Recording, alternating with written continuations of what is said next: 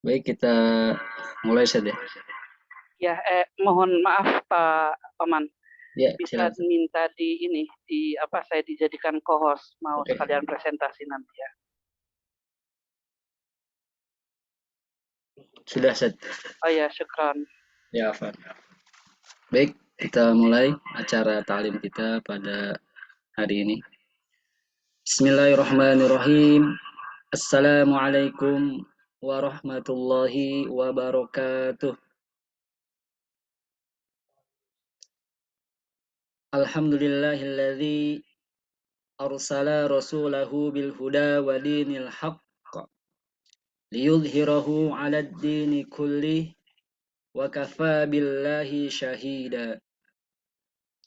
Ashhadu an la ilaha illallah wahdahu la syarikalah wa ashhadu anna Muhammadan abduhu wa rasuluh la nabiyya wa rasula ba'd.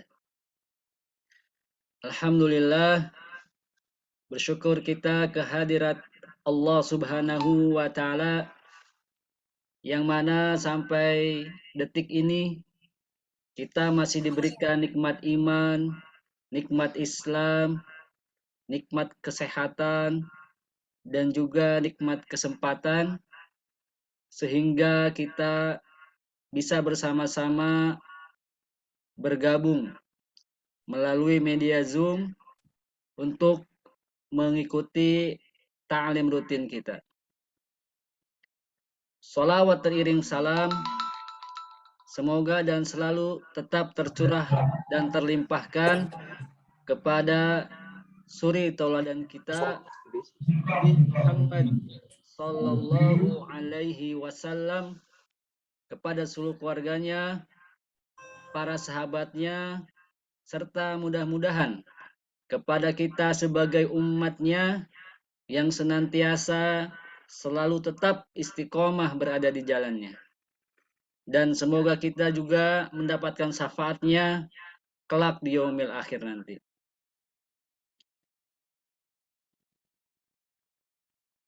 Yang sama-sama kita hormati Ibu Haja Duwirani, semoga beliau bisa ikut bergabung bersama kita.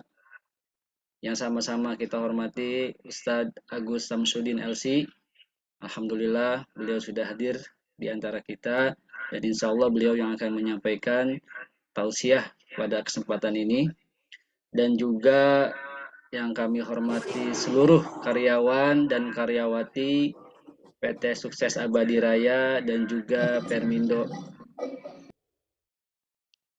Untuk menambah keberkahan kita di pagi ini, mari kita bersama-sama membuka ta'lim kita dengan membaca suratul Fatihah. Bibarokatin Al-Fatihah.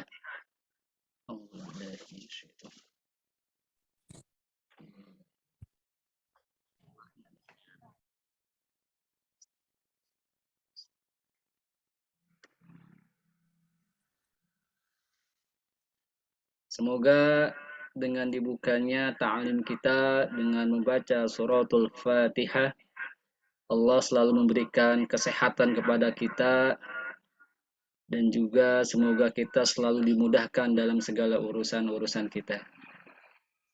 Selanjutnya yaitu tadarus Al-Quran yang akan dibimbing oleh Ustadz Agus Samsudin. Surah yang akan dibaca yaitu surah Ar-Rum ayat 21 sampai 24. Sekali lagi, surah yang akan dibaca yaitu surah Ar-Rum, surah ke-30, dan ayat yang akan dibaca yaitu nomor 2, ayat 2 ke-21 sampai 24. Silakan bagi rekan-rekan untuk sama-sama menyimak bacaan dari Ustadz Agus Samsudin. Sama-sama kita membuka mushaf Al-Quran. Kepada beliau kami persilakan.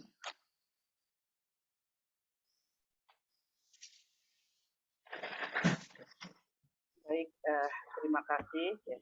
Bismillahirrahmanirrahim. Assalamualaikum warahmatullahi wabarakatuh. Waalaikumsalam. Alhamdulillah wassalatu wassalamu ala Rasulillah wa ala alihi wa ashabihi wa man ittaba'a hudahu wa wala. Allahumma arhamna bil Qur'an. Subhanaka la ilma lana illa ma 'allamtana. Innaka antal alimul hakim wa la hawla wa la quwwata illa billahil aliyyil azim. Allahumma faqihna fid din wa 'allimna ta'wil.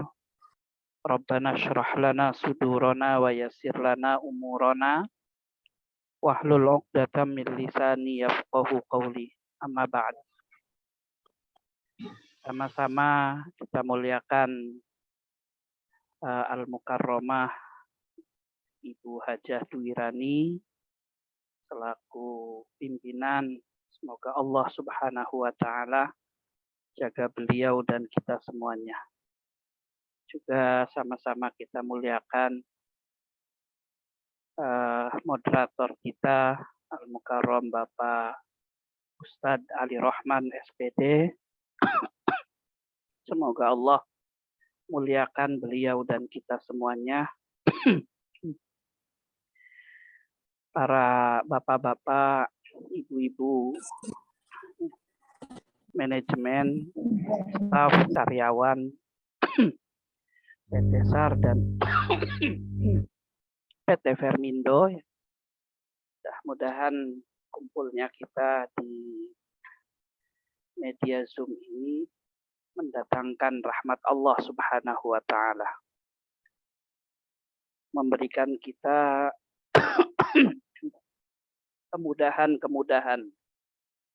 kemudahan urusan dunia, kemudahan urusan ibadah, dan kemudahan urusan akhirat kita kelak di hari kiamat.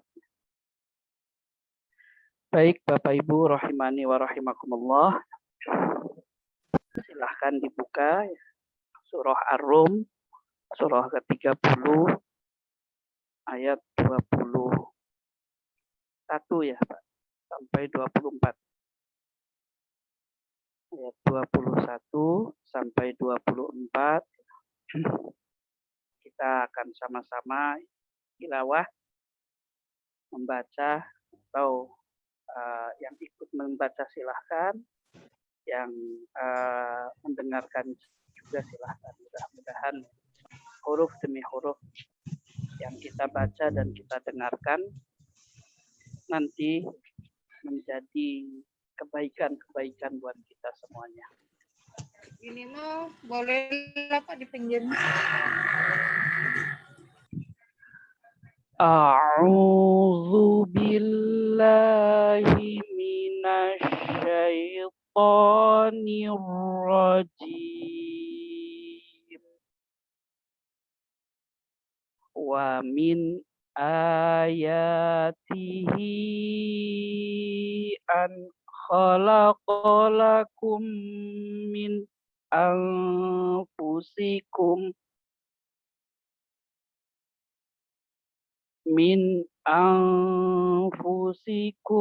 azwajal litaskunu ilaiha wa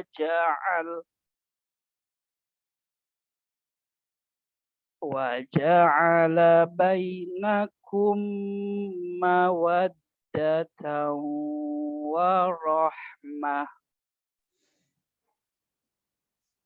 Inna fi dzalika laayatin liqaumin yatafakkarun. Wa min ayatihi khalqus samawati wal ardi wa ikhtilafu alsinatikum wa alwanikum. Inna fi dzalika laayatin lil alimin.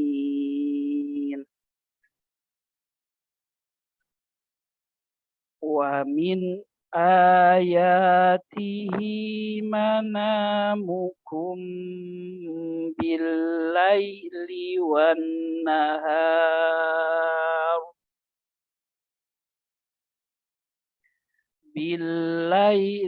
wan nahari wabtighaukum min fadlih inna fi dzalika laayatil liqaumin yasma'un wa min ayatihi yurikumul barqa khaufan wa tama'a wa min ayatihi yurikumul barqa khaufan wa tama'a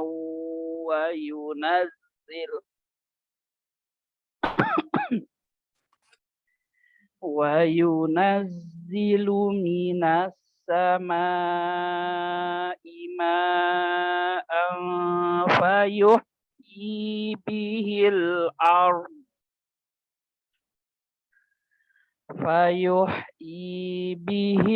ardh ba'da mautiha inna fi dzalika laayatil liqaumin ya'qilun. Shadaqallahul azim. Baik, cukup Pak, monggo silakan. Shadaqallahul azim. Maha benar Allah dengan segala firman-Nya. Jazakallah kepada Ustaz Agus yang sudah membimbing kita dalam membaca Al-Quran. Semoga bagi yang membaca dan juga bagi yang mendengarkannya mendapatkan pahala dan rahmat dari Allah Subhanahu wa Ta'ala. Baik, selanjutnya yaitu tausiah dengan tema meneladani Nabi dalam berkeluarga. Insya Allah tema ini sangat bermanfaat baik bagi yang sudah berkeluarga ataupun bagi yang belum, sebagai bekal nanti ketika melaksanakan atau ketika nanti berumah tangga. Kepada Ustadz Agus, waktu dan tempat kami persilahkan. Baik, terima kasih. Bismillahirrahmanirrahim.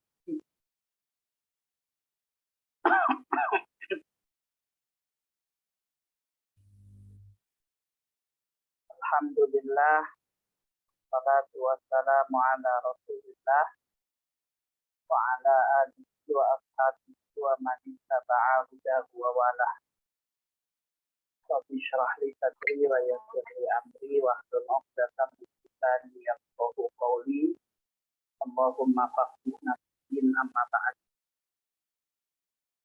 Bapak Ibu rahimani wa rahimakumullah, insyaallah kita akan sama-sama belajar mengkaji tentang masalah parenting, masalah keluarga secara umum dengan menjadikan Rasulullah Shallallahu Alaihi Wasallam sebagai tauladan.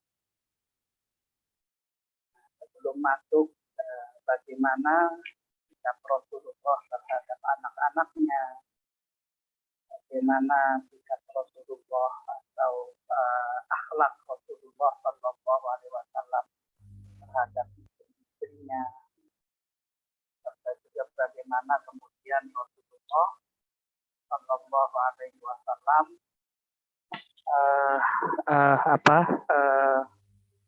membangun pendidikan dalam keluarganya.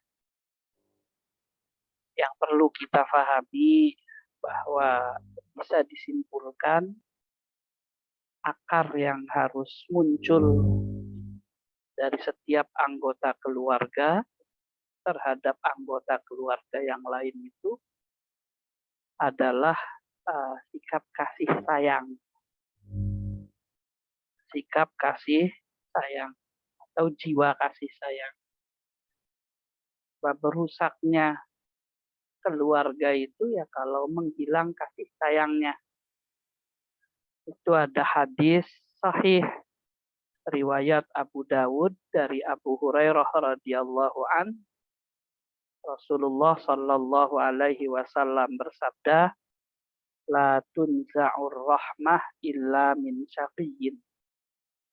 La tunza' tidak dicabut ar-rahmatu sifat kasih sayang illa min syaqiyyin kecuali dari orang yang Allah takdirkan celaka. Jadi asal muasal masalah itu adalah bukan perbedaan dalam keluarga, tapi asal muasal masalah dalam keluarga itu adalah ketika hilangnya kasih sayang antar sesama anggota keluarga. Itu yang dibangun Rasulullah Shallallahu Alaihi Wasallam. Itu menyayangi. Rasulullah menyayangi istri-istrinya, Rasulullah menyayangi anak-anaknya, seperti itu. Nah, sehingga dari sayang itu muncul memuliakan. Bapak Ibu rahimani wa rahimakumullah. Memuliakan istri-istrinya, istrinya memuliakan Rasulullah, memuliakan anak-anaknya, anaknya juga memuliakan Rasulullah. Seperti itu. Nah, termasuk dalam konsep mendidik keluarga. Itu adalah konsep memuliakan dan mendidik agar mulia. Seperti itu. Ya, karena sumbernya rasa sayang tadi tuh. Seperti itu. Makanya ada hadis, riwayat Imam At-Tirmidzi, sahih hadisnya dari Aisyah radhiyallahu anha, Rasulullah sallallahu alaihi wasallam bersabda, khairukum li ahlikum. Jadi sebaik-baik kalian, wahai umatku, adalah siapa di antara kalian yang paling memuliakan keluarganya, ahlikum, baik istri ataupun anak-anak. Nah, memuliakan ini tidak muncul kecuali lewat jalur ar-rahmah, kasih sayang tadi. Nah, ini lingkup keluarga ya. Jadi kalau kita saling menyayangi, kemudian saling memuliakan, maka kemudian tindakan-tindakan yang dilakukan pun itu adalah tindakan yang tidak menghasilkan masalah, tapi tindakan yang membangun kemuliaan keluarga. Seperti itu. Nah, maka di sini kita mulai dengan bagaimana interaksi Rasulullah Shallallahu Alaihi Wasallam dengan anak-anaknya. Saya ambil beberapa hadis. Antaranya adalah hadis riwayat Abu Dawud. Ibu rahimani wa rahimakumullah. Dari Hasan radhiyallahu anhu, bukan anha ya. Radhiyallahu anhu, salah ketik.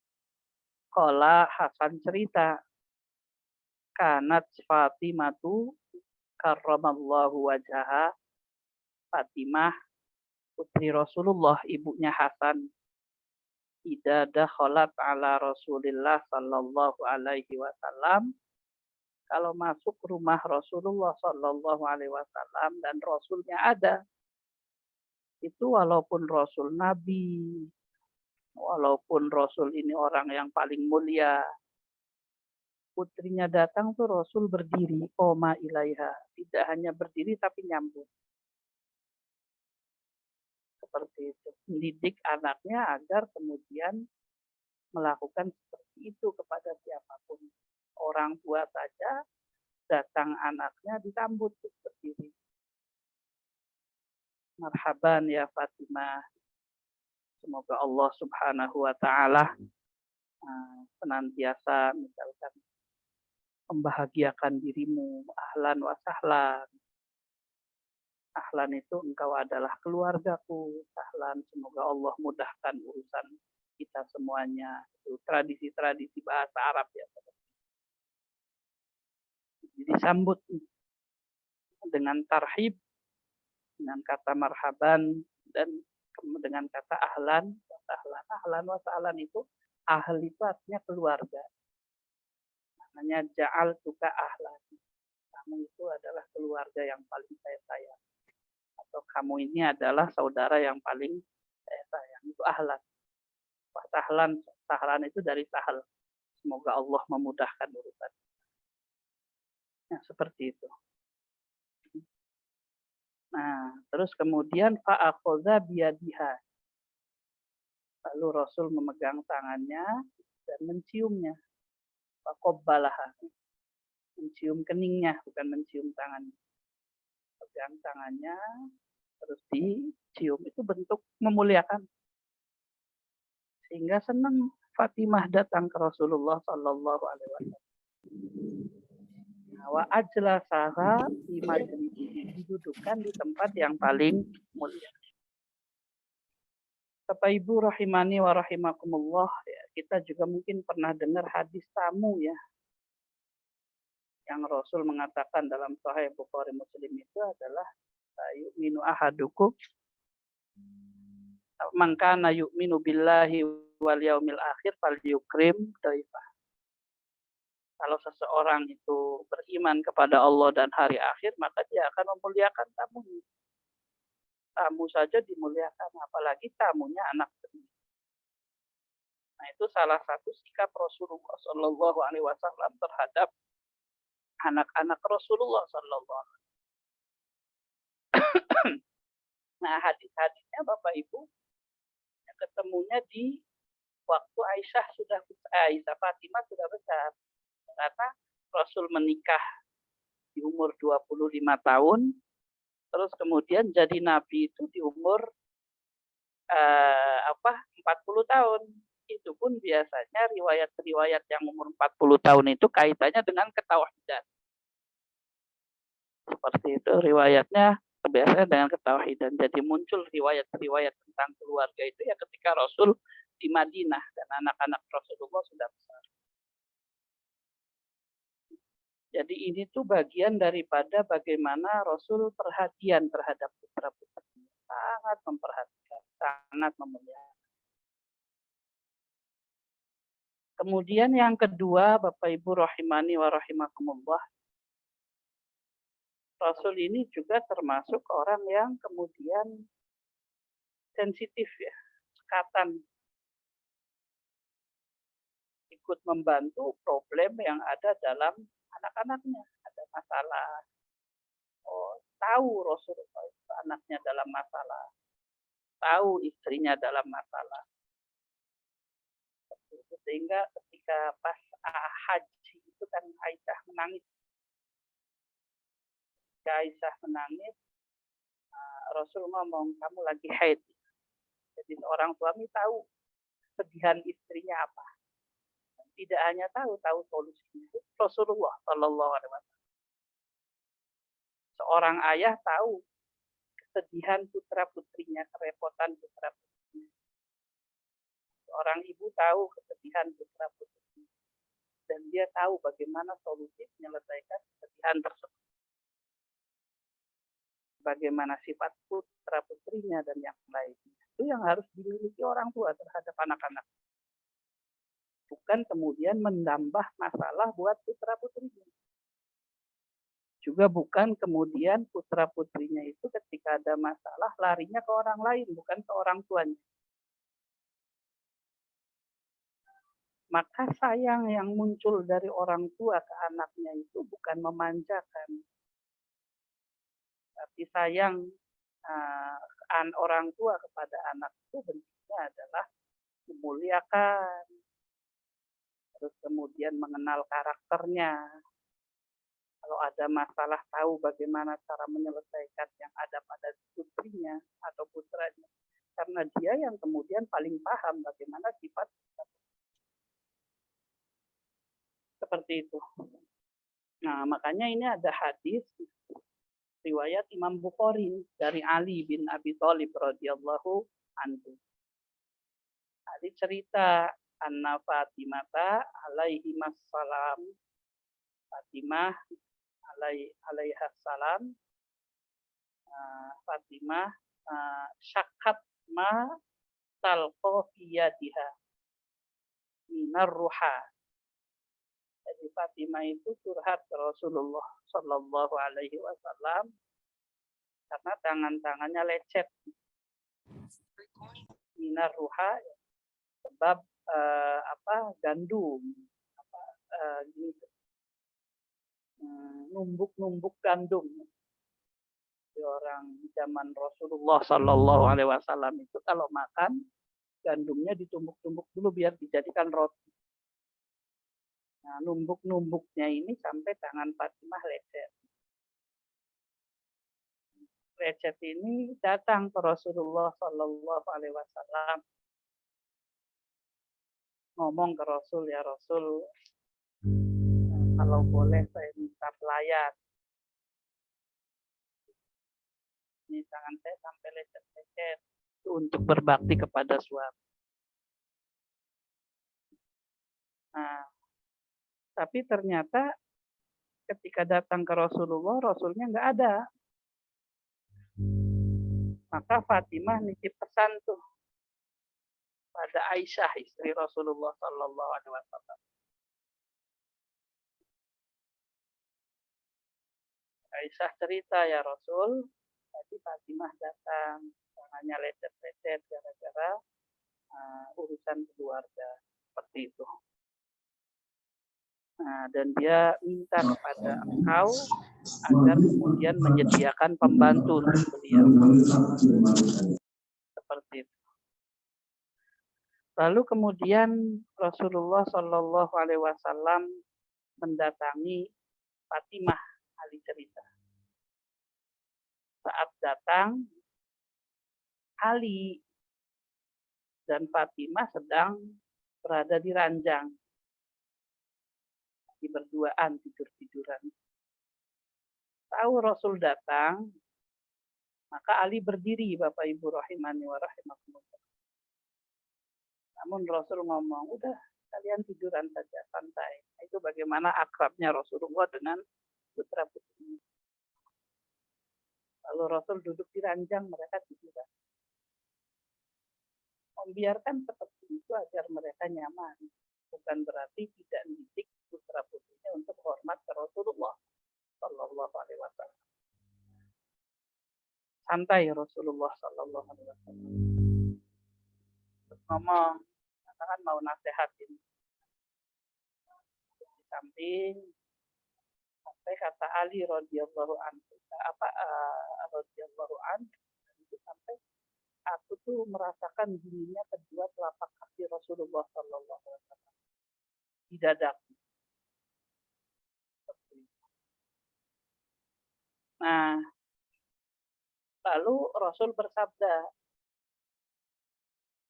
Fatimah, Ali, mau nggak saya kasih petunjuk buat kalian yang ini lebih baik daripada mendapatkan pembantu. Jadi Rasul kasih solusi bahwa sebenarnya problemnya bukan di tidak ada pembantu, tetapi problemnya adalah merasa berat dengan pekerjaan. Padahal pekerjaan tersebut nilai ibadahnya besar. Karena Fatimah radhiyallahu anha ketika menumbuk gandum itu, Bapak Ibu, nanti kan dimakan Ali, dimakan Hasan, dimakan Husain, dan itu ibadah besar seorang ibu rumah tangga. Berkhidmah, menjadi khodim, menjadi pelayan buat suami dan anak. Itu ada pahala besar. Bukan istilahnya dijadikan pembantu, bukan. Tapi kemudian membantu menyediakan kebutuhan keluarga itu adalah nilainya, pahalanya luar biasa. Sehingga ketika peran itu digantikan oleh pembantu rumah tangga atau asisten rumah tangga, maka ya pahalanya menghilang, pahala kemuliaan membantu menyediakan kebutuhan keluarga. Maka Rasul ngomong ke Fatimah, saya tunjukkan saja ya, biar kamu tidak ngeluh dalam urusan pembantu, tapi kamu tetap dapat pahala menyediakan kebutuhan keluarga, suami dan anak-anak. Seperti itu.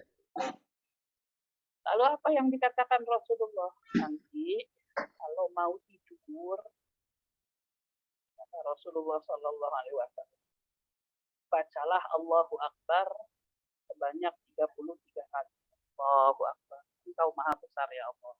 Allahu Akbar. Seperti itu. Tapi bukan hanya sekedar zikir mulut. Allahu Akbar, Allahu Akbar, Allahu Akbar, bukan. Tetapi mengagungkan Allah. Engkau maha besar ya Allah. Engkau maha besar. Engkau maha besar ya. Terus kemudian ini dua-duanya nih, Ali dan Fatimah yang ngomong. Wasabbaha salasan wa salas. Suruh membaca subhanallah tasbih sebanyak 33 kali. Kalau sholat kan tasbih dulu, tahmid baru takbir. Kalau ini takbir dulu, terus tasbih subhanallah, engkau ya Allah. Subhanallah sebanyak 33 kali. Baru tahmid, alhamdulillah, alhamdulillah, alhamdulillah. Nah, kenapa kemudian takbir dulu, terus tasbih, baru tahmid? Karena takbir ini adalah doktrin akan pertolongan Allah lewat jalur kemahabesaran Allah. Ya Allah, saya kuat, engkau maha besar. Baru tasbih, maha suci. Ya Allah, hilangkan sifat-sifat yang membuat saya ini lemah dan kurang lewat jalur tasbih. Baru kemudian ditutup dengan hamdalah, tahmid. Segala puji bagi engkau, nikmat ya Allah, terima kasih ya Allah. Seperti itu doktrin 33 hari. Nah, kata Rasulullah Shallallahu Alaihi Wasallam, semua ini yaitu takbir, tasbih, tahmid, itu lebih baik buat kalian berdua daripada mendatangkan pelayan. Nanti kerjanya nyaman, pahalanya dapat, kebaikannya banyak. Nah, hadis ini menunjukkan bahwa Rasulullah Shallallahu Alaihi Wasallam sangat mengerti bagaimana menyelesaikan problem-problem kepada apa yang menimpa anak-anaknya. Dan kemudian Rasulullah pun membuat anak-anaknya bahkan menantunya nyaman sama Rasulullah. Sehingga curhatnya tidak ke yang lain, tapi curhatnya ke Rasulullah Shallallahu Alaihi Wasallam. Nah, itu salah satu suri tauladan yang bisa kita tiru ya dalam kehidupan rumah tangga. Kita punya anak, kita punya istri, misalkan, atau ibu-ibu punya suami, punya anak. Jadikan tempat keluh kesah mereka itu di kita, bukan di orang lain. Serta perbanyak ilmu kita agar kita ini bisa menyelesaikan masalah dari keluhan anggota keluarga yang ada dalam keluarga kita. Sehingga masalahnya nggak keluar. Seperti itu. Tentunya lewat jalur kasih sayang. Baik. Kemudian yang ketiga bicara masalah ekonomi. Rasul pun sering membantu ekonomi, bahkan memenuhi kebutuhan ekonomi cucu-cucunya, walaupun ini kewajiban anaknya. Salah satu yang kemudian Rasul membantu ekonomi cucunya itu adalah Rasul yang mengakikohkan Hasan itu bukan Ali, padahal kewajibannya Ali, tapi Rasulullah, Rasul yang beli kambingnya, Rasul yang memotongkannya. Pas lahir Husain pun sama. Maka 3 hal ini pelajarannya adalah begini Bapak Ibu rahimani wa rahimakumullah. 1, muliakan anggota keluarga kita. Sehingga mereka kemudian tidak merasa direndahkan, walaupun itu derajatnya di keluarga kita lebih rendah. Misalnya anak kita, oh, saya orang tua, kadang egois. Misalkan adik kita. Nah, apalagi kemudian kadang di kita ini ada istilah pengen dimuliakan tapi tidak pintar memuliakan. Karena ngerasa nasabnya lebih tinggi, terus akhirnya kemudian sama yang nasabnya lebih rendah, padahal sama-sama. Itu pengennya dihormati, tapi tidak bisa menghormati. Secara nasab kan tinggian saya, ya bukan masalah itu. Rasul ngajarinya cuma takdir saja nasab. Ada yang jadi kakak, ada yang jadi adik, ada yang jadi siapapun. Rasul ngajarnya adalah memuliakan. Itu satu. Yang kedua, yaitu adalah berusaha bagaimana agar kita ini bisa nyaman di hadapan anggota keluarga kita. Terus kemudian, kalau mereka punya masalah, maka curhatnya ke kita karena nyamannya. Sehingga masalah ini nggak keluar. Kan musibah kalau kita punya istri, istrinya cerita masalah keluarga ke orang lain, kitanya ikut kena. Nah, musibah juga ketika suami ada masalah dengan istrinya, ceritanya ke orang lain. Nah, itu juga ya aibnya jadi kemana-mana. Maka buat diri kita ini nyaman, sehingga kemudian ketika suami bermasalah dengan istrinya, yang ngobrol dengan istrinya, dengan anak-anaknya, terus solusinya bagaimana? Seperti itu. Serta yang ketiga adalah sensitif, memberikan bantuan. Kalau ternyata ada dari keluarga kita yang membutuhkan bantuan secara ekonomi.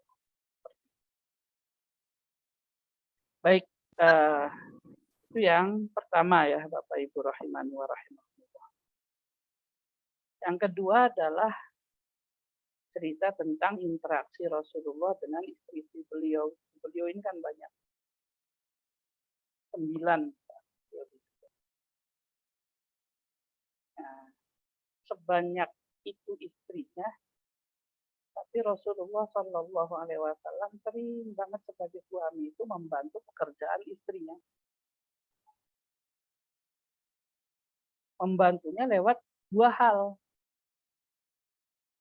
Lewat jalur kalau itu kebutuhannya bisa dilakukan sendiri tanpa minta tolong. Kalau itu kemudian kebutuhan keluarga, maka dibantulah yang dikerjakan. Istrinya pun sebaliknya. Jadi di antara kemudian istri yang banyak masalah itu adalah istri yang banyak menuntut suaminya. Ya kalau bisa dikerjakan sendiri, kenapa minta tolong ke suami? Kalau suami bisa dikerjakan sendiri, kenapa harus kemudian menyuruh istrinya? Itu yang dicontohkan Rasulullah Shallallahu Alaihi Wasallam. Dan kalau kemudian ada pasangan kita yang sedang repot, baik suami kita ataupun suami ibu ataupun istri kita, bapak-bapak, maka yang kita lakukan membantu pekerjaan mereka agar lebih ringan.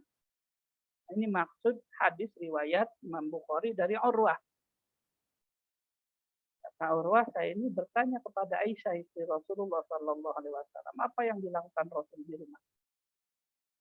Kata Aisyah, Rasul memperbaiki sendalnya sendiri, menjahit di riwayat lain itu menjahit bajunya sendiri. Kalau kita yang misalkan kita butuh kopi, ya tinggal bikin kopi sendiri kan. Begitupun istri punya kebutuhan kalau bisa dilakukan sendiri ya dilakukan. Nah, terus kemudian wa ya'malu ma ya'malur rajul fi baiti. Melakukan pekerjaan yang dilakukan oleh seseorang dalam rumah. Nyapu, bantu-bantu,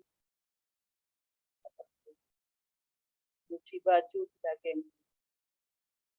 Ketika memang berada di dalam rumah, tidak dalam sedang pekerjaan. Jadi di luar memberikan nafkah, itu membantu pekerjaan istri. Dan kemudian urusan sendiri yang bisa dihandle dilakukan. Itu salah satu contoh yang dicontohkan Rasulullah Shallallahu Alaihi Wasallam kepada kita. Terus selanjutnya adalah ada kitab namanya Ma'alimur Rahmah. Di kitab Ma'alimur Rahmah ini cerita bagaimana Rasul sangat memuliakan istri.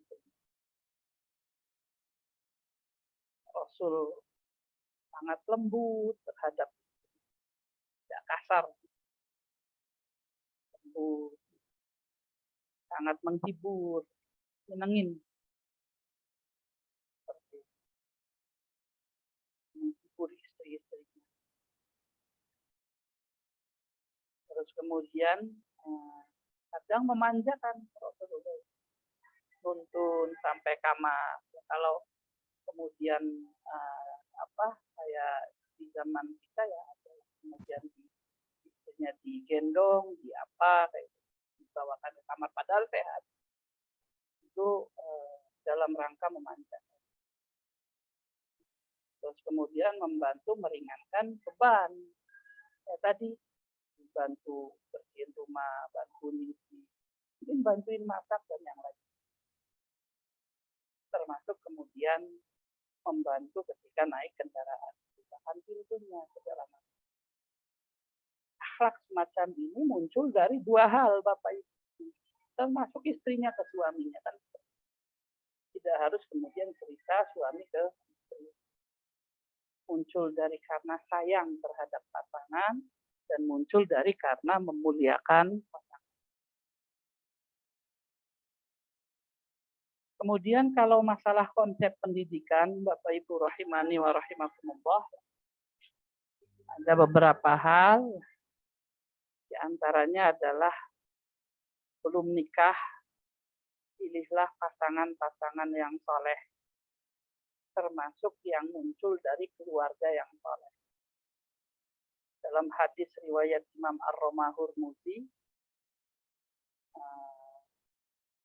itu dalam kitab Jami'ul Ahadits itu ada hadis dari Abu Sa'id Al-Khudri. Rasul ngomong, yang mau nikah jauhi perempuan yang diibaratkan sebagai pohon hijau tapi akarnya penuh dengan kotoran.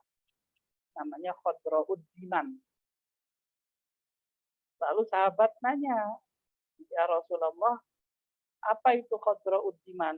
Kata para sahabat, yaitu perempuan yang rupanya cantik tapi hidup di lingkungan keluarga yang buruk. Rasul menginginkan para lelaki itu mencari, jangan tertipu hanya dengan muka. Bagaimana mau membangun keluarga yang keluarga ahli surga, keluarga yang tentram, keluarga yang damai, kalau kemudian standarnya hanya cantik di ya, sebenarnya bukan tidak boleh milih yang cantik, itu kan hak. Bahkan kata Rasul itu ya tungkahul mar'ah di arba, perempuan itu dinikahi karena 4 hal. Karena kecantikannya, karena nasabnya, karena hartanya, itu tidak masalah, karena agama. Tapi kalau semuanya itu bertentangan dengan karena agamanya, maka pilihlah yang karena agamanya, walaupun tidak cantik, walaupun tidak kaya, walaupun secara nasab tidak. Nah, yang dimaksud karena agama itu adalah orang yang salehah, yang memiliki akhlak mulia, dan hidup di lingkungan yang dikerumuni oleh orang-orang saleh, keluarga yang baik. Sebab kalau perempuannya saja yang salehah, keluarganya bermasalah, itu pun juga akan jadi masalah. Nanti karakter keluarga itu mempengaruhi keluarga kita. Dan kita tidak bisa memisahkan pasangan kita dari keluarganya. Seperti itu. Maka carilah pasangan yang kalau mau membangun pendidikan keluarga, karena hakikatnya kita ini dipertanggungjawabkan akan amal akhirat istri dan anak-anak. Itu makna ayat ku anfusakum wa ahlikum nara. Jagalah diri kalian, tidak hanya diri kalian dan keluarga kalian dari siksa api neraka. Kalau dalam hadis itu adalah farrajulu mas'ulun an ahli bait. Besok di hari kiamat itu seorang kepala rumah tangga itu tidak hanya ditanyakan amal perbuatannya, tetapi juga ditanyakan amal perbuatan istri dan anak-anak. Jadi carilah istri yang kemudian istri itu bisa membangun amal soleh kita, yang bisa mendidik agar anak-anak kita atau bisa menjadi contoh agar anak-anak kita kelak bisa mencontoh kita dan istri kita. Nah, kalau ini yang laki-laki, kalau yang tadi perempuan. Jadi ada hadis sahih riwayat Imam At-Tirmidzi dari Abu Hatim Al-Muzani, Rasul ngomong ke para orang tua, para bapak, kalau ada laki-laki datang ke kamu melamar putrimu, terus kamu lihat, kamu ridho agamanya baik, akhlaknya baik, maka nikahkanlah laki-laki itu dengan putrimu, agar tidak terjadi fitnah, agar tidak terjadi kerusakan. Artinya kalau dinikahkannya bukan dengan orang yang seperti itu, nanti kamu sama saja menjatuhkan putrimu ke dalam kerusakan, ke dalam api neraka. Belum tentu putrimu itu nanti sabar. Jadi para perempuan yang perempuan yang soleha itu, orang tua berkewajiban menikahkannya dengan pasangan yang soleh agar tumbuh keluarga yang soleh. Nah, dua hadis ini kemudian menjadi akar pendidikan keluarga. Sebelum menikah, laki-laki nyari perempuan yang solehah, bonusnya ya bisa cantik, bisa kaya, bisa nasabnya mulia, itu bonusnya. Kalau tidak dapat bonusnya, yang penting solehah. Seperti itu. Dan kemudian perempuan, para walinya, para orang tuanya harus menikahkan dengan laki-laki yang soleh. Bonusnya ya ganteng kan gitu. Ya kaya, mapan, ya nasabnya bagus, itu bonusnya. Pokoknya adalah agamanya. Maka kemudian karena soleh, orang tua bisa menjadi tauladan, panutan buat anak-anak. Bisa jadi guru buat anak-anak. Nah, ada salah satu ulama salaf itu pernah ngomong ke guru yang ngajarin anak-anaknya. Apa perkataannya? Liyakun awwala islahika libaninya islahu kalinafsu. Pak Guru, kalau sebelum kamu ngajarin anak saya, perbaikilah akhlakmu. Kata orang tuanya yang merifatin anaknya ke guru. Sebab ketika kamu berakhlak buruk, itu akan terkait dengan anak-anak saya. Jadi anak saya cara berpikirnya dengan gurunya itu, apa yang dilakukan gurunya baik, apa yang ditinggalkan gurunya buruk. Jadi perbaikilah dirimu agar kamu melakukan yang baik-baik saja dan bisa dicontoh oleh putra saya. Orang tua itu harus seperti itu. Bapak ibu itu harus seperti itu. Makanya kemudian selalu berdoakan. Rabbana hablana min azwajina wa dzurriyyatina qurrata a'yun. Surah Al-Qur'an. Ya Allah, berikanlah istri-istri yang salehah, berikanlah anak-anak yang soleh, yang menjadi penyenang hati.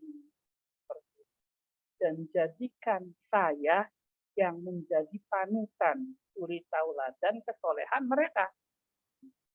Itu makna jadikan kami panutan bagi orang-orang yang bertakwa. Siapa yang bertakwa? Anak dan istri. Jadi ketakwaan anak istri itu gara-gara mencontoh kepala rumah tangga. Ketakwaan anak-anak itu gara-gara mencontoh kedua orang tua. Baik, itu saja ya Bapak Ibu rahimani wa rahimakumullah yang bisa disampaikan terkait dengan beberapa contoh tauladan baginda Muhammad Rasulullah Sallallahu Alaihi Wasallam dalam lingkup keluarga. Wallahu a'lam bishawab. Monggo Ustaz Oman. Baik, Ustaz. Jazakallah khairan atas pembahasannya mengenai bagaimana kita meneladani Nabi dalam berumah tangga. Silahkan kepada Bapak Ibu yang mau bertanya bisa langsung ditanyakan ke beliau atau melalui chat atau juga bisa langsung WA ke saya. Pak, tadi suaranya jelas nggak Pak? Lumayan, Ustaz. Oh ya udah.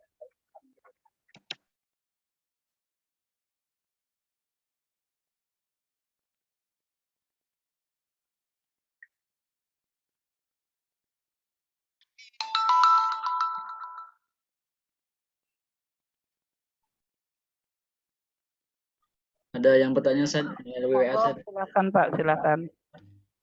Pertanyaannya, kenapa ada orang yang ibadahnya bagus, ilmu agamanya cukup baik, tapi adabnya tidak baik? Baik. Itu bagaimana? Baik. Jadi biasanya terkait perkataan buruk, adab buruk, atau tidak hanya adab buruk ya, berat beribadah, seperti sebaliknya ada orang kelihatan akhlaknya baik, tapi agamanya kurang, ibadahnya kurang, sebaliknya itu yang menghalangi adalah kotornya hati. Jadi yang membuat seseorang berakhlak buruk walaupun agamanya bagus kelihatannya, misalnya ustadz, misalkan ahli masjid, sholatnya rajin, dakwah, misalkan kan seperti itu, tapi akhlaknya buruk, berarti ada hati kotor yang menyebabkan akhlaknya buruk. Ini yang cerita surah Al-Mutaffifin. Di surah Al-Mutaffifin itu ada ayat kalabal rona ala qulubihim makanu yaksibun. Jadi ada ron, ada penutup hati, ada kotoran-kotoran hati yang diakibatkan dosa-dosa. Cuman kan kita kan bukan orang yang berkewajiban neliti dosa orang ya, seperti itu. Ada orang itu, na'udzubillah min zalik, kelihatan soleh di hadapan orang, padahal pelaku maksiat gitu loh. Ya, tapi kita tidak diperintahkan untuk suudzon. Nah, ini kok orang akhlaknya buruk, hatinya kotor, berarti ada dosa nih di dalamnya. Yang nggak usah begitu kali seperti itu. Ya, jadi berkacanya pada diri sendiri. Kalau ternyata kita kemudian berat beribadah, atau ternyata kita ini memiliki karakter akhlak yang buruk menurut orang lain, minta ampunlah ke Allah Subhanahu wa Ta'ala, karena berarti hati kita bermasalah. bukan diruqyah ya Ibu. Kadang wah ini emosian diruqyah gitu. Ya kalau dosanya nggak ditinggalin masalah juga kan. Seperti itu diruqyah berkali-kali. Maka bertaubatlah, bersihkanlah dirinya dengan dengan amal-amal soleh, dengan sodako, dengan baca Quran, dengan hadir ke majelis ilmu. Seperti itu. Niscaya kalau hatinya bersih, yang keluar dari mulut indah, yang dilakukan oleh badan indah. Seperti itu. Karena hatinya bersih. Tapi memang manusia itu kan tidak ada yang hatinya bersih. Tiap hari mesti kalau dihitung dosanya banyak. Maka kemudian yang ahli surga itu adalah yang qalbun munib. Yang ahli taubat. Karena hakikatnya amal ibadah itu mengajarkan kita akhlak. Saya kasih contoh sederhana ya. Misalkan sujud. Sujud itu ada dua anggota Bapak Ibu. Satu kepala, yang kedua pantat. Maaf kalau bahasanya tapi. Nah, yang kepala ini isinya otak, kecerdasan, intelektual, gagasan. Di kepala ini juga ada muka yang orang dianggap ganteng cantik itu lewat jalur mukanya. Sehingga mulia bagian ini. Kalau didorong dikit aja pakai tangan, wah urusannya panjang tuh. Dan seperti itu. Kalau kepala dan muka. Mana anggota tubuh yang dianggap paling hina? Kubul dan dubur kan. Kubul jalannya kencing, jalannya haid, kan gitu. Kotoran-kotoran keluar dari kubul. Dubur jalannya kotoran. Tetapi ketika sujud itu, yang kotor ditinggikan, yang mulia direndahkan. Kepalanya direndahkan, pantatnya dinaikin. Sambil ngomong ke Allah, Subhana Rabbiyal A'la. Kan gitu. Ya Allah yang maha tinggi engkau, saya rendah. Lalu habis sujud masih sombong. Ya berarti doktrin sholatnya nggak nyambung gitu. Saya ilmunya banyak, saya hartanya banyak, saya jabatannya tinggi. Ya berarti gagal sujud.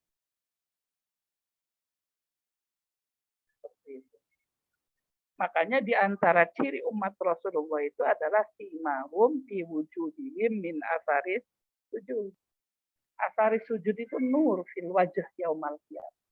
Muka bercahaya besok di hari kiamat sebab menjadi pelaku orang yang rendah hati terhadap orang lain. Jidatnya sehitam apapun, kalau sombong ya berarti sujudnya gagal. Sebab jidat itu bagian bentur, hitam di jidat itu bagian benturan kepala dengan tempat jidat dengan tempat sujud. Sering sujud tapi sujudnya tidak mendidik pelajaran buat dirinya, kan ya sia-sia juga. Maka kemudian ya ada yang masalah dalam ibadah seseorang kalau dia ahli agama, ahli ibadah, ternyata akhlaknya buruk. Ada hati kotor tuh yang menutup.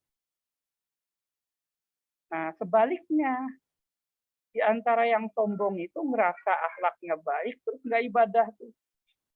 Oh, saya mah yang penting akhlaknya baik ke orang. Ya, belum tentu, itu kan penilaian sendiri. Kalaupun dia benar baik, kalau nggak sholat, nggak rajin ke tempat taklim, nggak jarang baca Quran, akhlak ke Allahnya bagaimana berarti orang ini? Kalau akhlak ke Allahnya saja dipertanyakan, ngandelin akhlak sesama manusia, ya tidak selamat nanti di akhirat. Berarti dia tidak termasuk orang yang bersyukur atas kebaikan-kebaikan Allah Subhanahu wa Ta'ala. Seperti itu. Jadi kadang begini kan, kadang orang itu kok orang ahli ibadah, tapi akhlaknya buruk. Ya sebaliknya sama. Lalu orang kok kelihatan akhlaknya bagus, sama sini bagus, tapi kok nggak ibadah, itu sama-sama bermasalah. Yang bagus itu ibadahnya bagus, hubungan vertikalnya, horizontalnya juga bagus. Kan gitu. Dua-duanya yang harus dijaga. Baik, wallahu a'lam bishawab. Baik, silakan Bapak Ibu jika ada yang mau ditanyakan lagi.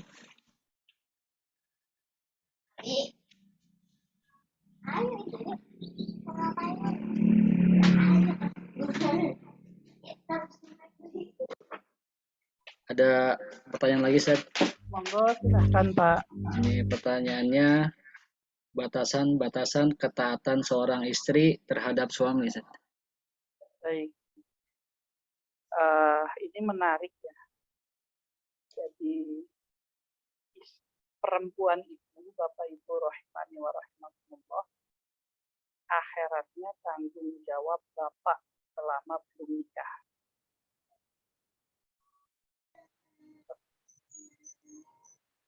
Makanya kemudian yang akad itu antara bapak dengan calon suami.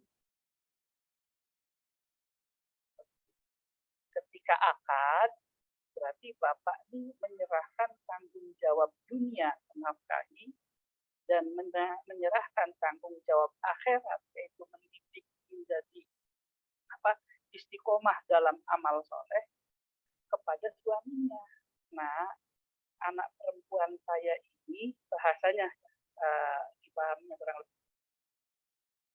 Setelah saya didik berpuluh-puluh tahun, dia ahli sholat, nah dia juga taat. Sekarang ketaatan dia itu saya pasrahkan ke diterima sama calon suaminya. Siapa saya didik dia, saya nafkahi dia.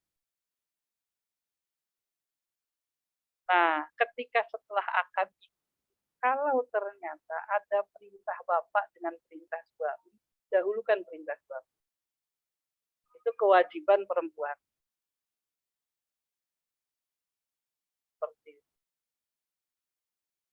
Tetapi semua itu tidak boleh mendahulukan perintah Allah Subhanahu wa Ta'ala. Jadi kalau kemudian batasannya apa sih taat ke suami? Ya, batasan taatnya sederhana. Selama suami kemudian menuntun para istri ke jalan Allah. Kalau enggak, tidak wajib. Seperti itu.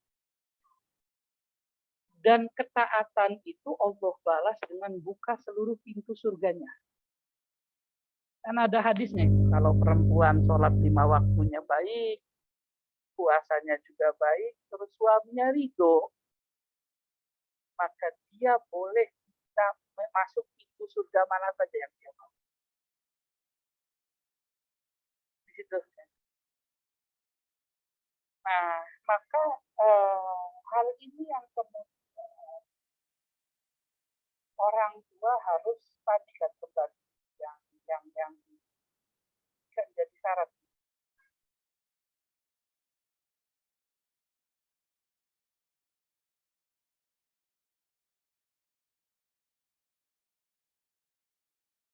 Nah, ini kan yang jadi.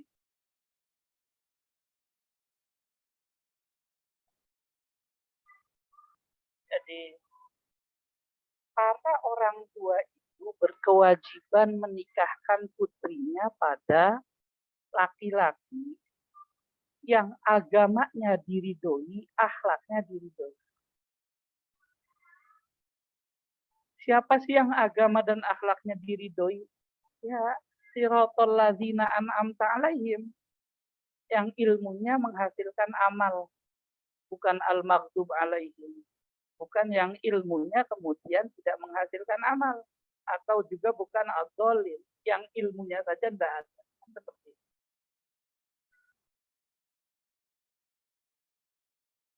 Sehingga kemudian si para suami ini benar-benar punya jiwa qawwamah. Itu makna ar-rijalu qawwamuna 'alan nisa. Apa qawwamah itu? Menjaga dunia akhirat istrinya dan memuliakan. Nah, itu idealnya ya Bapak Ibu rahimani wa rahimakumullah. Seperti itu. Tapi dalam rumah tangga kan ada saja. Maka kemudian ada saja masalah. Maka kemudian Bagaimana standarnya? Sederhana, selama suami memerintahkan istrinya ke dalam ketaatan, maka istri wajib taat. Dan tidak ada ketaatan pada istri kepada suami dalam melanggar aturan Allah Subhanahu wa Ta'ala. Tapi kalau pilihannya mana nih yang didahulukan, orang tua atau suami, maka jawabannya ulama sepakat perempuan wajib mendahulukan suami. Baik, cukup ya Bapak Ibu rahimani wa rahimakumullah. Allahu a'lam. Itu ada pertanyaan melalui chat, Seth. Sebentar ya Pak. Ya. Belum ada di sini Pak. Ada, Seth. Ini pertanyaannya. Nggak muncul ya di saya ya. Nggak ada di saya Pak. Saya bacain saja. Iya, monggo silakan. Di sini ada pertanyaannya, apakah seorang ayah yang sudah meninggal masih terus menanggung dosa anak perempuannya yang sudah menikah? Baik. Jadi ya, yang perlu dipahami Bapak Ibu rahimani wa rahimakumullah, Al-Quran itu cerita begini. Inna nahnu nuhyil mauta wa naktubu ma qaddamu wa atharahum wa kulla syai'in ahsainahu fi imamim mubin. Itu di surah Yasin. Inna sesungguhnya kami, nahnu kami, nuhyil mauta yang akan membangkitkan orang-orang yang mati di hari kiamat. Wa naktubu dan kami mencatat ma qaddamu amal yang mereka lakukan. Wa asarohum dan bekas-bekas amal mereka atau mereka tidak beramal tapi mereka penyebabnya. Itu asarohum. Wa kulla syai'in semua itu ahsainahu kami catat, kami kumpulkan di imamim mubin dalam imamum mubin lauhil mahfuz. Nah, ayat ini memberikan penjelasan ke kita bahwa amal yang tercatat di buku catatan amal kita itu dua. Satu, ya, amal yang kita lakukan. Yang kedua, amal orang lain yang kita penyebabnya. Nah, yang kedua ini Bapak Ibu rahimani wa rahimakumullah adalah amal anak yang penyebabnya orang tua. Oh, anaknya tidak berakhlak, oh sebab orang tuanya nggak pernah didik. Kan gitu. Karena orang tua berkewajiban didik. Kok anaknya nggak sholat? Oh, orang tuanya nggak pernah nyuruh sholat. Maka amal-amal ini yang akan jadi dosa mengalir. Sebaliknya, ketika kemudian anaknya ahli sholat, anaknya akhlaknya baik, itu yang akan jadi pahala mengalir.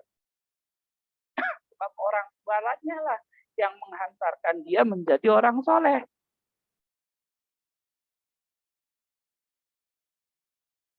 Nah, cuman ada kondisi begini. Jadi hidayah itu kan Allah Subhanahu wa Ta'ala yang memberikan. Innaka la tahdi man ahbabta.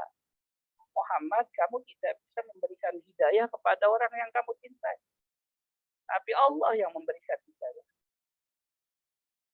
Jadi terkadang ada orang tua sudah berusaha mendidik, ternyata anaknya bermasalah. Apakah ini akan jadi dosa mengalir ke orang tuanya? Tidak. Yang penting orang tuanya kemudian tidak putus asa. Oh udahlah, kayaknya dia nggak bisa dididik, sudah selesai. Jadi kapan orang tua mendidik anaknya yang bermasalah itu lewat jalur nasihat? Sampai anaknya dapat hidayah ataupun sampai kemudian anaknya wafat atau orang tuanya yang wafat. Jadi lahan dakwah dia di situ. Nah, Bapak Ibu rahimani wa rahimakumullah, maka terkait di yang tadi pertanyaan tadi, jawabannya ya sederhana. Apakah si anak ini kemudian berakhlak buruk penyebabnya orang tuanya yang tidak mendidik, ataukah kemudian memang orang tuanya sudah wafat duluan sebelum mendidik anaknya, disebut yatim. Nah, ini berbeda nih dua hal ini. Kalau orang tuanya hidup terus tidak mendidik, berarti dia yatim maknawi, tidak hadir orang tua ke anaknya. Maka akan jadi orang dosa mengalir walaupun orang tuanya sudah wafat. Karena yang menjadi penyebab keburukan dia adalah orang tuanya yang tidak mendidik. Seperti itu. Dan orang tuanya tidak bertaubat sebelum wafat. Nah, kalau sebelum wafat orang tuanya bertaubat, ngomong ke anaknya, nah, tolong berakhlak baik, bapak dulu tidak mendidik kalian, terus kayak gitu. Nah, pertaubatannya ini yang memutus dari dosa jariah tersebut. Tapi kalau wafat duluan dan belum bertaubat, ya akan jadi dosa jariah. Dosa jariah itu dosa yang mengalir, orang bilang mah ternak dosa gitu, Pak.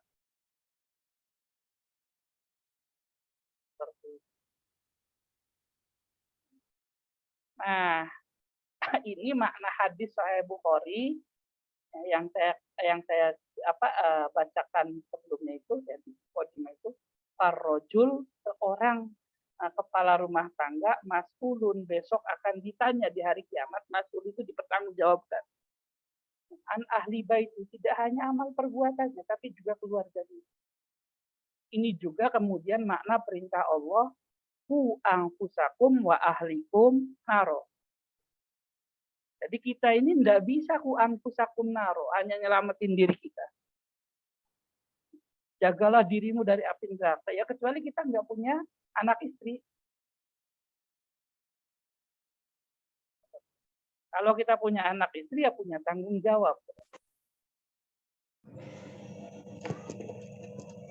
Nah, kalau anak yatim bagaimana? Anak yatim hal lain. Anak yatim itu anak yang butuh pendidikan, tapi yang bertanggung jawab akan pendidikannya meninggal duluan. Makanya yatim itu tidak ada kaitannya dengan ekonomi. Tidak sedikit anak yatim di zaman Rasul itu kaya-kaya. Lalu dananya dikelola sama orang. Dana yatim namanya. Bukan atas pemberian orang, tapi karena memang yatimnya kaya. Dapat warisan dari bapaknya. Tapi mereka miskin pendidikan karena yang berkewajiban didik sudah wafat juga. Kan kalau suatu saat anaknya masuk neraka, terus dia gugat, bapak saya nggak pernah didik saya ya Allah, nggak pernah ngajarin. Dipanggillah bapaknya di hari hisab. Nah, ketika ditanya, ya Allah bagaimana saya didik? Dia masih kecil itu saya sudah di kuburan. Masa saya harus bangkit lagi?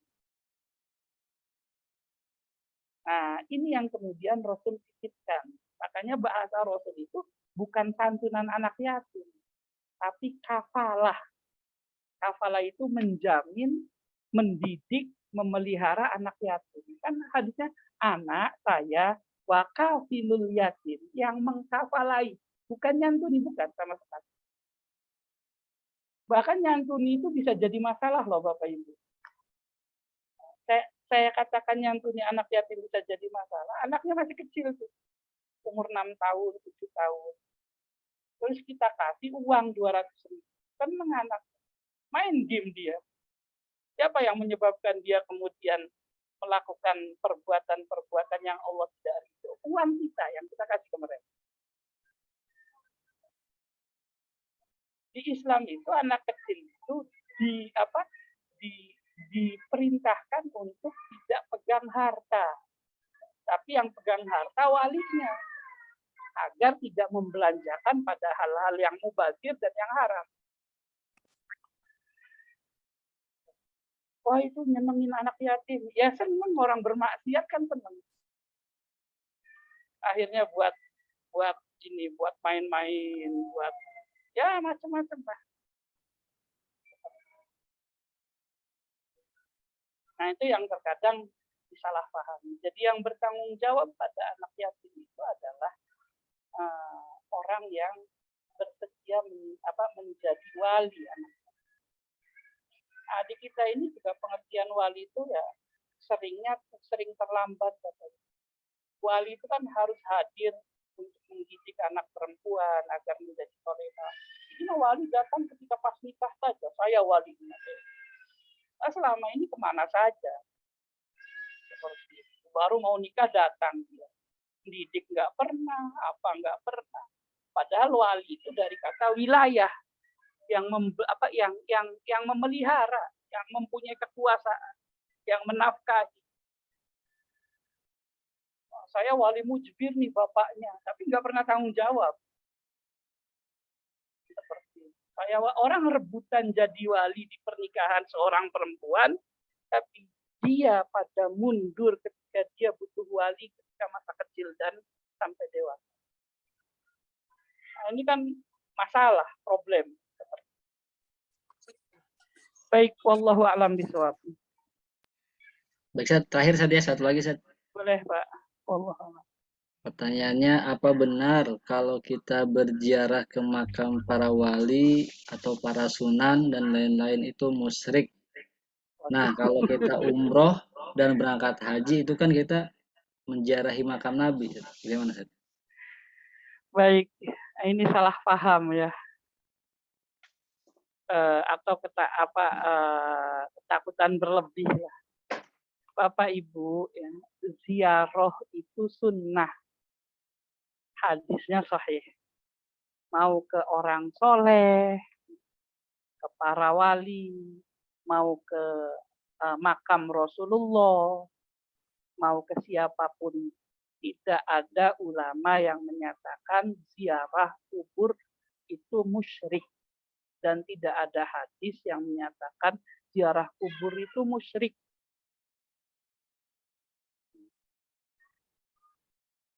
Yang menjadi penyebab orang menyekutukan Allah atau musyrik itu minta sama orang meninggal. Seperti itu. Karena yang berhak diminta itu hanya Allah Subhanahu wa Ta'ala. Seperti itu. Jadi menziarahi para wali, menziarahi kuburan para orang soleh, menziarahi kuburan orang tua, itu bagian daripada sunnah Rasulullah Sallallahu Alaihi Wasallam. Rasul pernah meminta, ya Allah, izinkan saya untuk memintakan ampun untuk orang tua saya dan menziarahi mereka. Allah izinkan ziarahi. Maka Rasul menziarahi makam ibunya, Rasul menziarahi makam bapak. Kadang malam-malam Rasul datang ke kuburan di Mekah itu. Apa namanya ya kuburannya? Datang. Jadi ziarah kubur itu sunnah. Dalam hadis sahih Rasul mengatakan kuntu nahaitukum an ziyaratil kubur fal'an fajur. Dulu memang saya larang kata Rasulullah ziarah kubur, tapi sekarang perbanyaklah ziarah kubur. Fa innaha tuzakkirul maut. Karena ziarah kubur itu mengingat kita akan kematian. Itu orang gagah, jabatannya tinggi, uangnya banyak, mati kan gitu.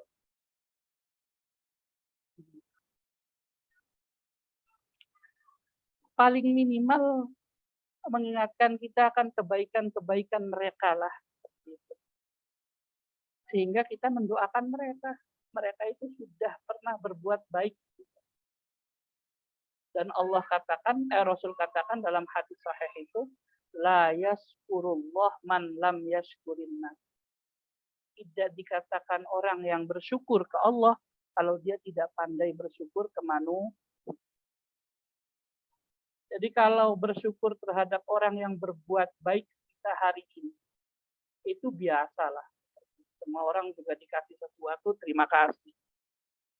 Tapi kalau ada orang yang 10 tahun lalu pernah berbuat baik ke kita dan dia sudah wafat, tapi kita tetap doakan dia, itu luar biasa.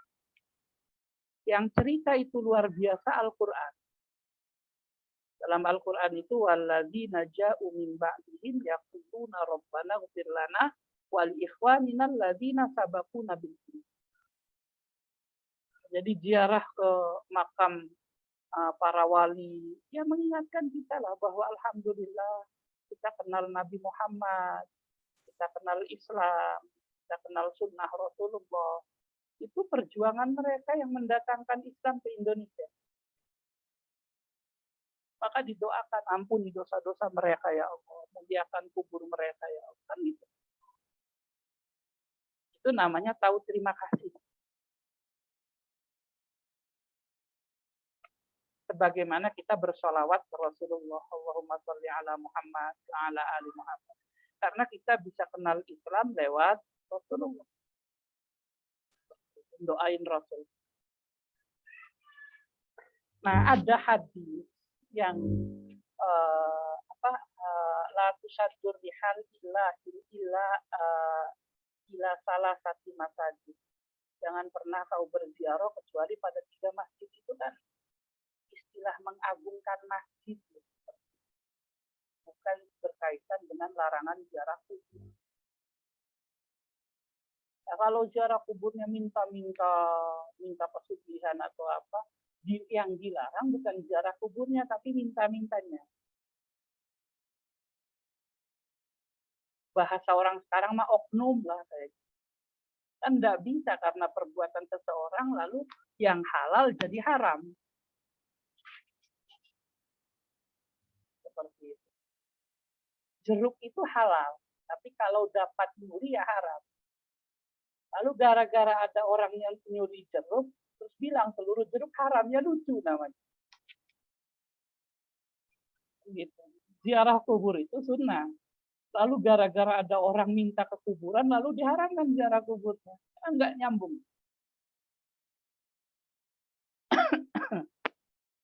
Baik, jadi tujuan ziarah kubur itu adalah mengingatkan kita akan kematian dan kemudian mengingatkan akan jasa-jasa mereka yang pernah baik kita. Sehingga kita mau mendoakan mereka. Dan itu adalah bagian daripada sunnah Rasulullah Sallallahu Alaihi Wasallam, ajaran Quran. Wallahu a'lam bishawab. Jazakallah, alhamdulillah untuk sesi pertanyaan sudah selesai. Semoga tadi jawaban-jawabannya dapat bermanfaat baik bagi yang bertanya ataupun bagi kita semua yang mendengarkannya. Sebelum doa, kita akan ada seperti biasa pengambilan foto untuk absensi. Kepada Bapak Kurniawan, kami persilahkan. Ya, baik. Terima kasih Pak Oman. Untuk pengajian pada hari ini terdapat 5 slide.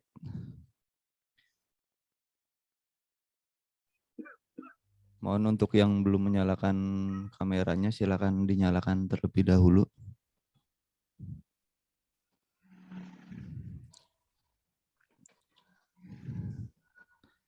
Baik, untuk slide yang pertama, 1, 2, 3.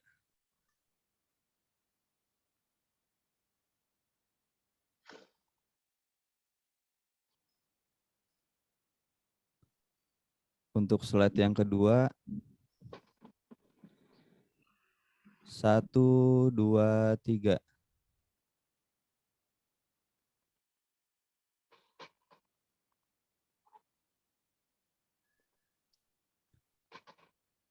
Untuk slide yang ketiga, 1, 2, 3.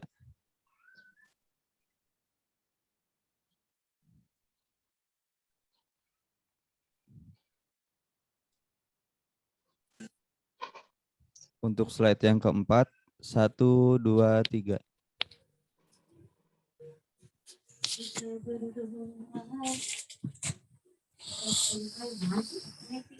Dan untuk slide yang kelima, 1, 2, 3.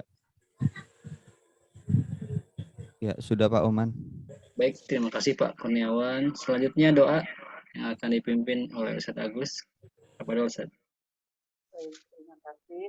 Mari kita sama-sama meminta kepada Allah Subhanahu wa taala, mudah-mudahan apa yang kita minta Allah ridhoi dan mudah-mudahan Allah kabulkan.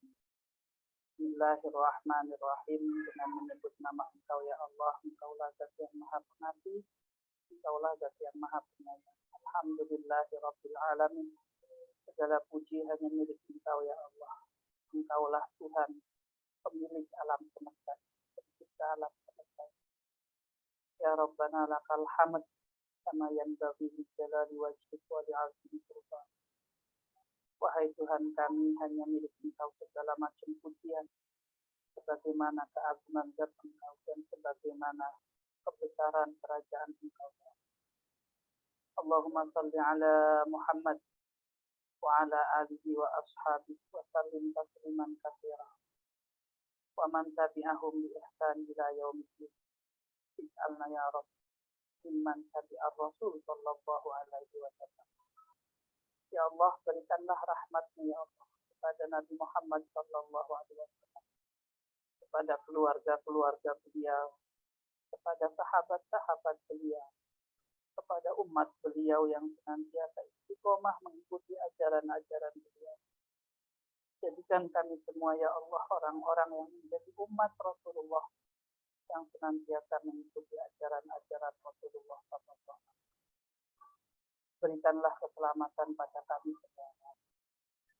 Allahumma rabbana taqabbal minna innaka antas samiul alim wa tub alaina innaka antat tawwabur rahim. Ya Allah, kami sadar bahwa amal soleh kami banyak kekurangan. Maka sempurnakanlah kekurangan amal soleh kami. Terimalah seluruh amal soleh kami yang sedikit ini. Jadikan pahala sebagai bekal kami kelak di kehidupan akhirat. Jadikan amal soleh kami hal yang mendatangkan ridho dan rahmat-Mu ya Allah.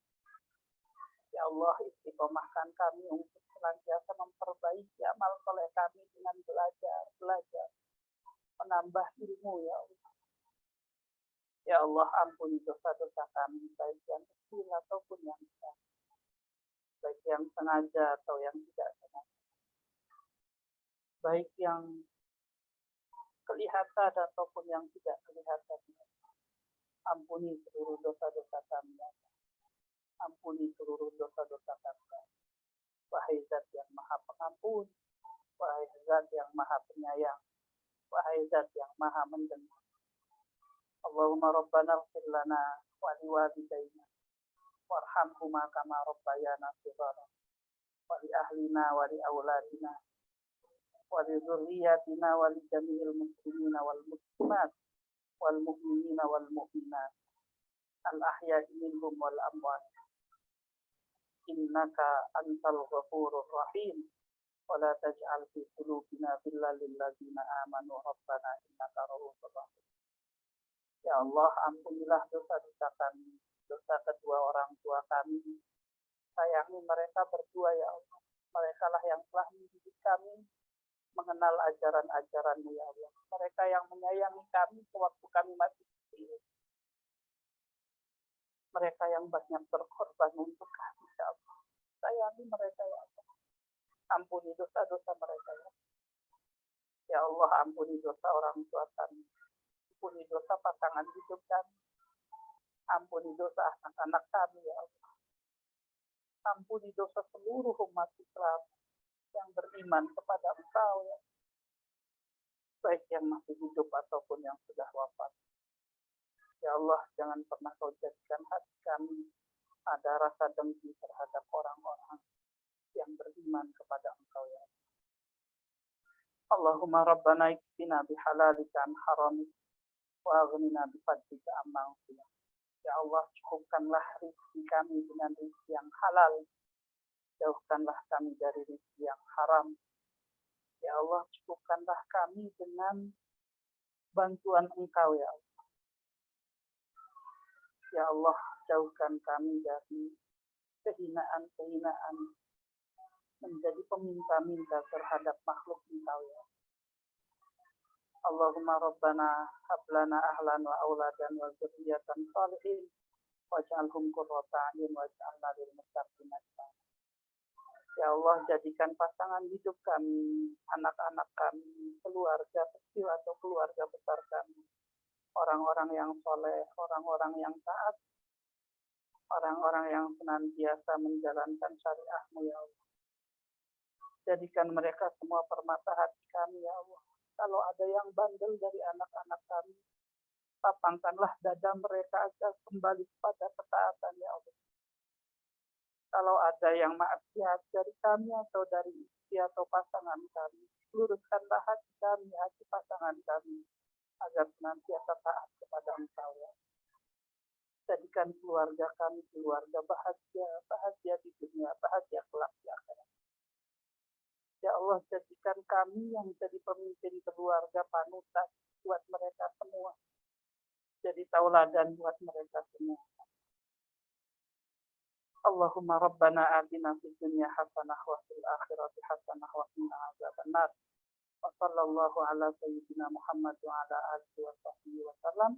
Walhamdulillahi rabbil alamin. Baik Bapak Ibu, terima kasih ya. Mohon maaf kalau ada hal-hal yang kurang dari diri saya.